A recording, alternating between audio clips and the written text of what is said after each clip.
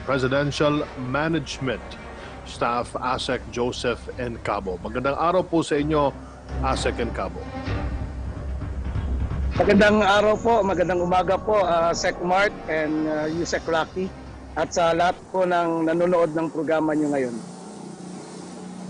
ASEC, the program has been changed, at least the name.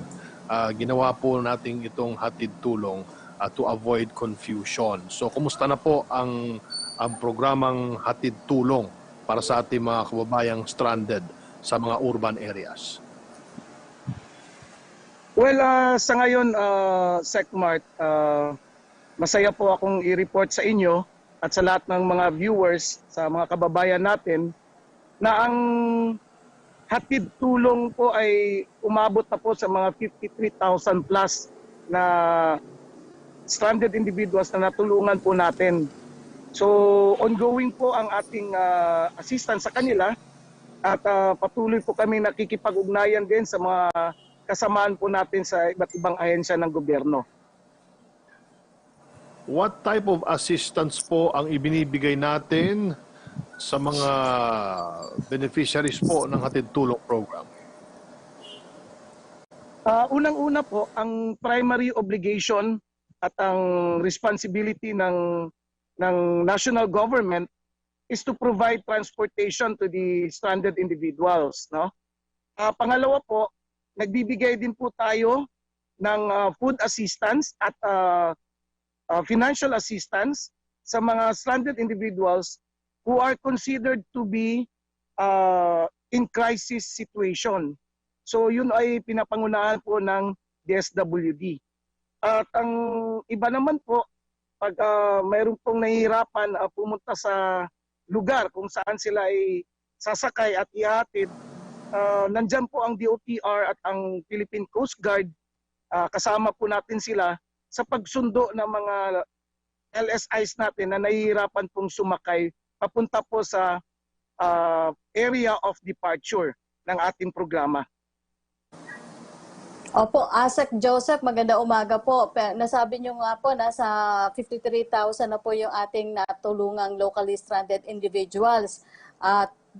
Pero mga ilan pa po ba yung mga inaasahan natin na dapat nating bigyan tulong sa ilalim pa rin nitong ating hatid tulong program? Sa ngayon po, base po sa listahan ng Presidential Management Staff, mayroon po tayong mahigit na 13,000 na sa listahan po na LSIs. Ito po ay nandito po sa Luzon at sila po ay gustong umuwi sa kanilang probinsya sa Visayas at saka sa Mindanao. Yun po ay dahan-dahan nating ino-consolidate, ina-cluster at grouping para maiayos po natin ang kanilang schedules. At the same time, ma-identify natin kung ano po yung akmang transportasyon para sa kanila, lalo-lalo na yung biyahing Visayas at Mindanao.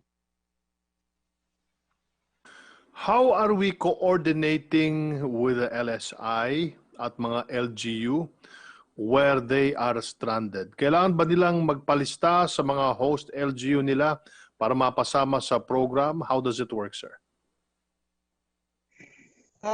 Pwede po. May mga LGUs po tayo na sila mismo ang kumukolekta ng mga pangalan ng mga LSIs nila, yung nasa stranded sa kanilang LGUs.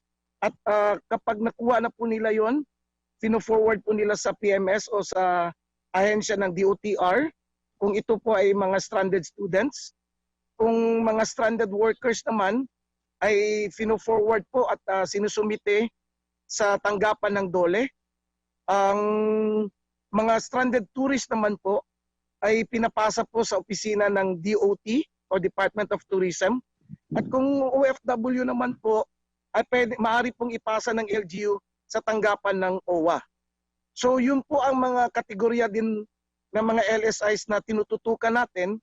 Kaya ang mga LGUs ay pwede po silang sumulat, pwede din sa PMS, sa tanggapan ko, para kung makuha namin yung listahan ay kagad namin maiproseso ang mga LSIs na yan.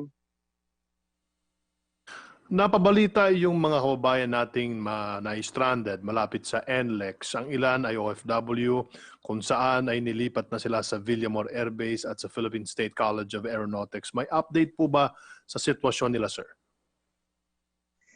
Well, magandang balita po, Secmart, kasi lahat po ng mga LSIs na ilagay natin o nabigyan ng temporary shelter sa Villamor Elementary School, sa College of Aeronautics at saka sa Philippine Army, ay dahan-dahan na po natin silang na-transport at napaiwi sa kanilang mga probinsya sa pamamagitan po ng tulong ng AFP at particularly ang Philippine Army at saka Air Force, kung saan natin ginagamit ang kanilang C-130.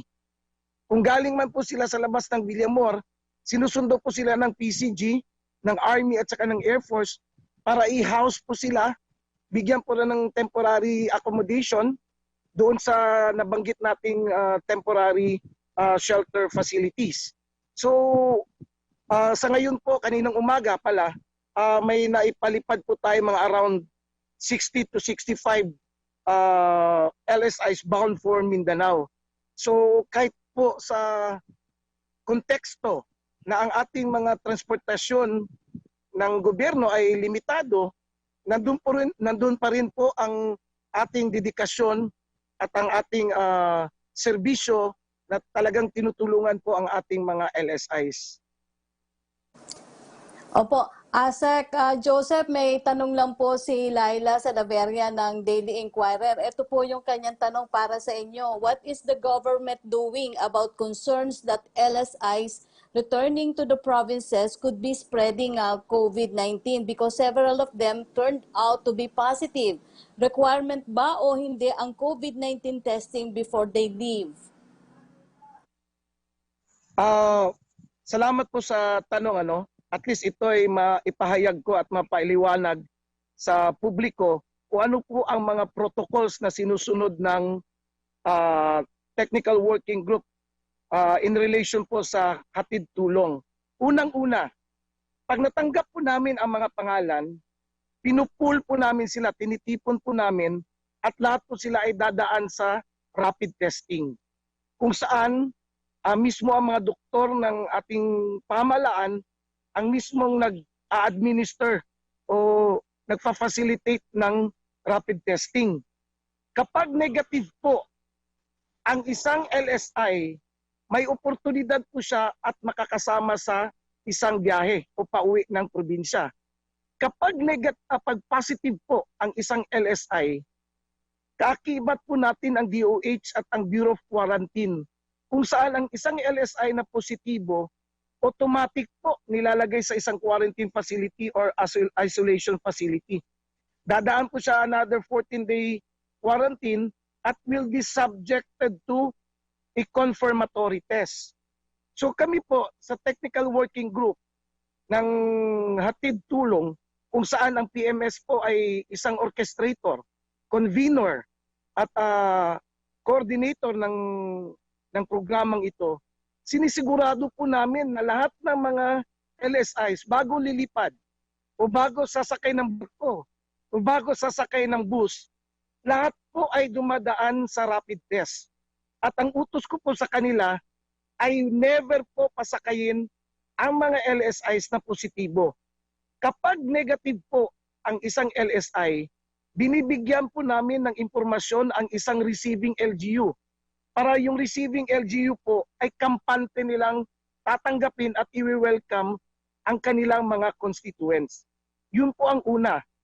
Pangalawa, once natapos na po sa rapid test ang mga tao na yan, hindi na po namin sila pinapalabas sa isang area. Confined na po sila para hindi na po sila mahawa o magkakaroon ng chance mahawa ng isang virus o ng COVID.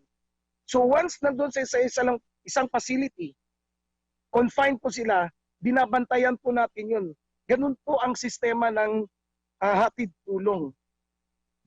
Kapag yan ang pinag-uusapan natin, yung issue ng local transmission. So ako po, bilang convener at orchestrator nito, kaakibat ng ating mga ahensya, hindi po naisaisip namin na nagiging contributor tayo sa COVID cases ng isang LGU. So I think po panahon na rin po na kung mayroon pong mga cases na gano'n, ay dapat po i-assess at i-validate o i-vet ng LGU kung saan talaga nanggaling yung tao na yon para malaman natin kung parte ba yan siya ng programa ng hatid tulong o sa mga ibang movements ng mga ibang organisasyon na tumutulong din sa paghatid sa probinsya. Opo. Asek Joseph, yun naman pong side ng LGU kasi meron pong napapabalita na meron pong mga LGU na hesitant na tumanggap ng mga hatid tulong beneficiary dahil daw po, yun nga katulad na yun yung sinasabi na baka daw po magdala ng sakit sa kanila. Pero paano nyo po tinutugunan yung ganitong problema at paano po yung ginagawa nyo maigting na koordinasyon sa kanila dahil mahigpit po yung direktiba rin ni Pangulong Duterte? Tama po yun, no? May mga receiving LGUs po na hesitant o ayaw tumanggap ng mga LSIs. Unang-una, it is a constitutional right of a person na kailangan umuwi o uuwi siya. Pangalawa, klarong-klaro po sa IATF guidelines na lahat po ng mga LGUs ay dapat tanggapin ang kanilang mga constituents. Kung kinakailangan, isubject sila ulit sa isang rapid test o medical protocols. At the same time, ika-quarantine sila, so be it. Pero sa konteksto na hindi po tatanggapin, ibang usapan na rin yun po. Pangatlo, ang DILG at ang PNP ay patuloy po nakikipag-usap at nakikipag-ugnayan sa mga LGUs para malaman kung ito bang mga LGU na to ay tumatanggap ba o hindi. At pag hindi nila tinatanggap o hindi nila tatanggapin, mismo ang DILG ang tatawag sa kanilang atensyon upang mabigyan ng solusyon at mga tamang aksyon paano tanggapin ang mga LSIs na pauwi na sa kanila. Opo. Sec Joseph, sana po maging malinaw yan sa ating mga LGU. Ano po? Pero meron po ba tayong deadline sa paghahatid sa mga LSI sa kanilang mga probinsya since kinakailangan pong ipagpaliban for a while itong Balik Probinsya program naman po para dito? Well, ang Balik Probinsya naman ay temporary na hinto pero hindi totally out, no? Ito namang hatid tulong ay patuloy po tayong nakikipag-ugnayan at habang nandito ang krisis at habang may stranded, ito po ang utos ni Presidente na tulungan ang mga LSIs. Suportado po ito sa programa ni Senator Bongo sa kanyang tanggapan o opisina at confident po tayo, no, sa pamahalaan na kaya natin itong gampanan at tapusin. Dahil hindi lang po isang ahensya ang gumagalon po, kundi ito po ay isang whole of government approach. So nagtutulungan po tayo lahat para mabigyan ng sapat na assistance o tulong yung mga LSIs. Ito po ang contention ko, Sec Mart at saka Yusek Rocky. Hindi po natin pwedeng pabayaan ang mga LSI sa kalsada kung saan sila natutulog. Hindi po natin pwedeng pabayaan ang mga LSIs na dahil wala na silang pera ay nakakaranas na po sila ng gutom. Ang tanong, sino po ang tutulong? Tayo po. Tayo po ang nasa pamalaan, suportado po at direktiba po ni Presidente Duterte na itong mga LSIs ay huwag nating pabayaan. So tayo ay tumutugon, tayo ay nagre-respond doon sa direktiba na yon at hanggat mayroong krisis at hanggat mayroong mga LSIs na dumadango, kumakatok para tulungan sila at maihatid, gagawin po natin yan sa mabilis na panahon. Meron po ba kayong mensahe, Asek and Cabo, at paalala po sa ating mga kababayan na naghihintay na maihatid ng ating pamahalaan sa kanilang mga probinsya under this program at baka meron po kayong Facebook page na pwede puntahan or hotline na pwedeng tawagan. Please go ahead, sir. Yes, sir. Maraming salamat po, Secmart. No, ang mensahe ko lang po sa ating mga kababayan na considered as LSIs ay konting pasensya lang po at pahabaan po ang palawakin ang pag-intindi na ang gobyerno po ay ginagawa po ang lahat ng kakayahan upang maihatid kayo sa inyong mga probinsya. Gaya ng sinabi ko po kanina, limited po ang mga resources o transportation assets ng gobyerno. Sinisikap po namin na may schedule kayo ng maayos, fair and square, na kung mayroong biyahe sa Mindanao ay mayroon din biyahe sa Visayas, mayroon din biyahe papuntang North Luzon. Dahil lahat po kayo ay Pilipino at lahat po kayo ay LSI na nararapat lang tulungan. So, kung mayroon pong mga tawag sa inyo, sana po ay mag-cooperate po kayo ng maayos, magbigay ng impormasyon ng tapat at maayos para po sa assessment namin ay hindi po kami mahirapan. Pangalawa po, ila-launch po namin this week ang Facebook page, no? Inaayos na po namin para direkta na po ang mga LSIs mag-online sa mga concerns nila at saka kung saan man sila uuwi. Para direkta na po, mayroon po tayong secretariat na tutugon at sasagot sa kanilang mga request. So, Secmart, isa po sa mga ahensya na tumutulong sa programang ito, sa hatid tulong, ay ang PCOO, ang inyong himpilan at ang inyong programa. Kaya po malaki po ang pasasalamat ko na talagang ito'y napapaliwanag sa mga tao, sa mga LSIs, kung ano po ang ginagawa ng gobyerno ngayon para matulungan sila. Maraming salamat po sa inyong panahon, ASEC Joseph Encabo, ang ating pong in charge sa hatid tulong program ng pamahalaan. Mag-ingat po kayo, sir. Maraming salamat